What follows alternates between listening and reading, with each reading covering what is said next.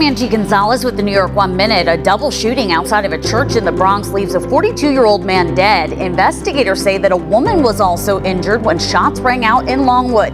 Police are still searching for the shooter. A Brooklyn mother now faces attempted murder charges after police say that she threw her 2 young children from a second-floor window. Her 1-month-old daughter is hospitalized in critical condition. New York 1 spoke with the man who jumped in to eventually stop her. Voters are heading to the polls on this second day of early voting for primaries across the 5 boroughs. The Puerto Rican Day Parade goes virtual for the second year in a row. The 2-hour televised event featured the cast of Lin-Manuel Miranda's In the Heights. And Governor Cuomo says the state now has the nation's lowest average coronavirus positivity rate. It comes as New York has seen record lows for more than 2 weeks. We're going to have those stories and more in just a moment, but first a look at the forecast. It's time now for your weather on the ones. We're going to see partly sunny skies with highs in the mid-70s across the 5 boroughs on this Sunday. However, keep an eye to the sky later in the day for some possible storms. Now, any storm that does form could contain heavy rain and gusty winds. For tonight, scattered showers and storms continue. Lows are going to drop near 65 degrees. More hit or miss showers and storms are possible for Monday. Not every location is going to see a shower or storm, but those who do could see some brief heavy rain with them. Otherwise, skies are going to feature more clouds than sun with temperatures in the mid-70s. Taking a look at the extended forecast, more unsettled weather is possible for Tuesday before we clear things out and begin a dry stretch for later in the week. Your next weather check comes in 10 minutes. A shooting outside of a church in the Bronx leaves 1 man dead and a woman hurt. Police say that shots rang out at around 2:30 yesterday afternoon on Prospect Avenue near East 166th Street in Longwood. Investigators discovered a 42-year-old man with serious injuries and a 28-year-old woman with graze wounds. They were outside of the Second Family Baptist Church. Both victims were brought to Lincoln Hospital, where the man was pronounced dead. The woman has been treated and has already been released from care. It is not clear yet what led up to the shooting. No arrests have been made. Police are searching for a man behind a violent robbery attempt in Central Park. Now, the incident was caught on surveillance tape, and it happened around 10 o'clock Friday morning near East 110th Street and East Drive. The woman and the assailant struggled as he tried to steal her cell phone. He then punched her in the face and knocked her to the ground before running away. Police are searching for a carjacker in Brooklyn who allegedly drove off with a woman's vehicle with her dog still inside. Now, cops tell us that the suspect pulled the 73-year-old driver out of her parked red Honda, then hopped inside and drove away with her precious Luna, the woman's toy poodle. It happened last Sunday afternoon near Mill Avenue and Mayfair Drive in Mill Basin. The victim was taken to a local hospital with a head injury, but is expected physically to be okay, but there's still no word on the dog's whereabouts. Nearly 80 guns have been taken off the street during a buyback in Queens. Now, this comes as officials search for ways to curb the rise in gun violence. Queens District Attorney Melinda Katz and State Attorney General Letitia James joined members of the NYPD yesterday at St. Mary Magdalene Roman Catholic Church in Springfield Gardens. They accepted both working and non-working guns in exchange for money, no questions asked. The 4th of July is still 3 weeks away, but many neighborhoods are already being rattled by the sound of loud and potentially dangerous illegal fireworks. New York 1's Shannon Ferry tells us how the city is cracking down. A last-minute deal to restructure the MTA is now on hold now that the state's legislative session has ended. But there were some successes for the assembly in its final week. State House reporter Zach Fink has the story.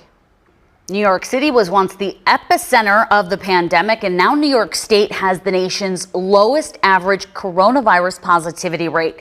Now, that's according to Governor Cuomo, and it comes after more than 2 weeks of record lows since the start of the pandemic. The 7-day average positivity rate is now 0.44%. The latest daily rate stands at 0.38%. Total hospitalizations are now down to 681. 11 New Yorkers died from the virus on Friday. 69.5% of adults in the state have now received at least one vaccine dose. In the city, there were 181 new cases yesterday and 70 new hospitalizations. The average positivity rate is 0.66%. As the G7 summit in England comes to a close, President Biden announces that global leaders have pledged more than 1 billion coronavirus vaccine doses to poorer nations. We are committed to follow on to do some significant work, including not only how we deal with the distribution and help in getting shots in arms for the rest of the world, but how we're going to deal with putting together a mechanism to anticipate and deal with and be aware of the next pandemic when it comes along, and there will be others. The commitment still falls far short of the 11 billion doses that the World Health Organization says is needed to vaccinate 70% of the world's population. Meanwhile, a joint statement from the G7 leaders calls for a phase 2 study of the origins of the COVID-19 virus, including in China.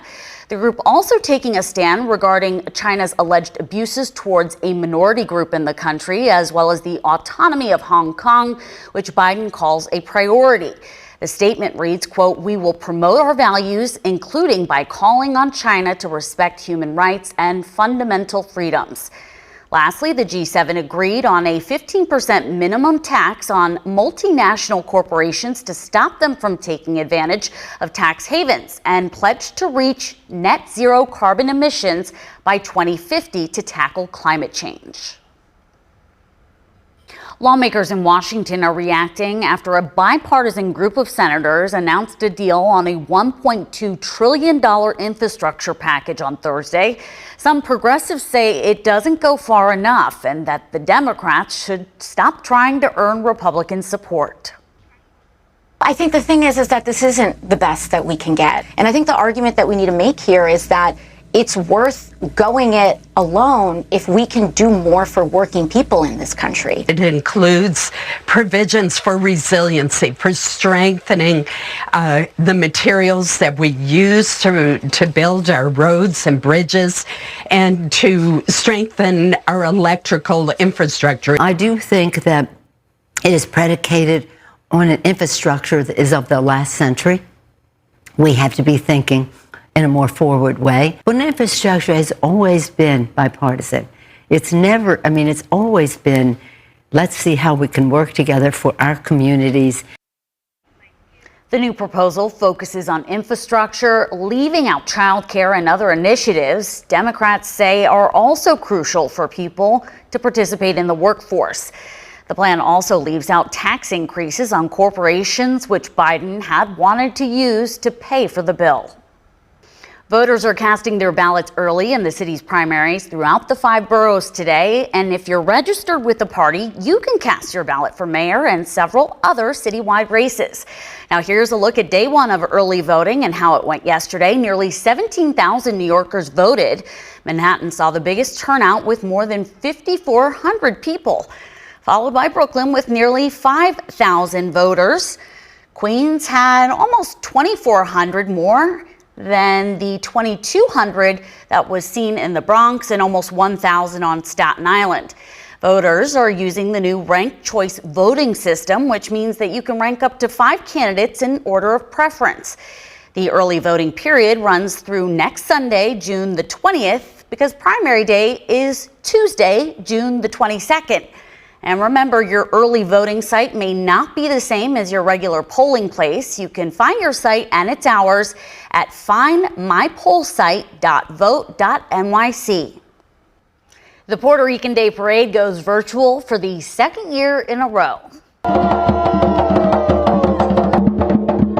That's due, of course, to the pandemic. The virtual 64th annual celebration replaces the usual procession up Fifth Avenue, which has attracted up to 1 million spectators in past years.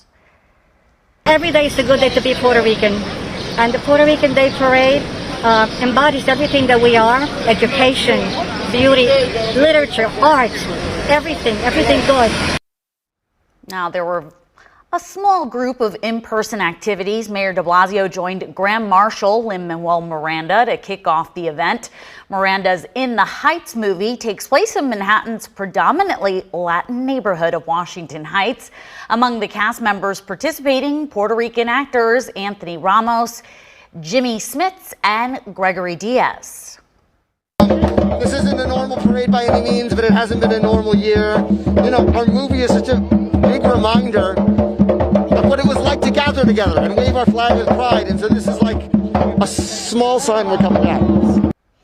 This year's 2-hour televised event pays tribute to San Juan on its 500th anniversary.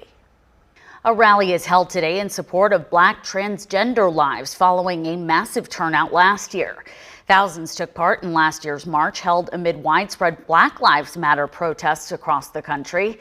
The march is organized by the grassroots organization Brooklyn Liberation.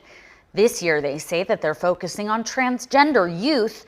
Organizers say that more anti-trans legislation has been passed this year than in the last 10 years combined. Participants are once again asked to wear white. With relaxed COVID restrictions and widespread vaccinations, Americans are on the move again as air travel numbers continue to soar. More than 2 million Americans passed through security checkpoints on Friday for the first time since the pandemic began last March. On the same date last year, a little more than 500,000 people flew. Friday's numbers, though, are still below the 2019 mark. All of this comes as airlines are faced with more incidents of unruly behavior. So far this year, there have been almost 3,000 reports, many stemming from passengers' refusal to comply with federal mask guidelines.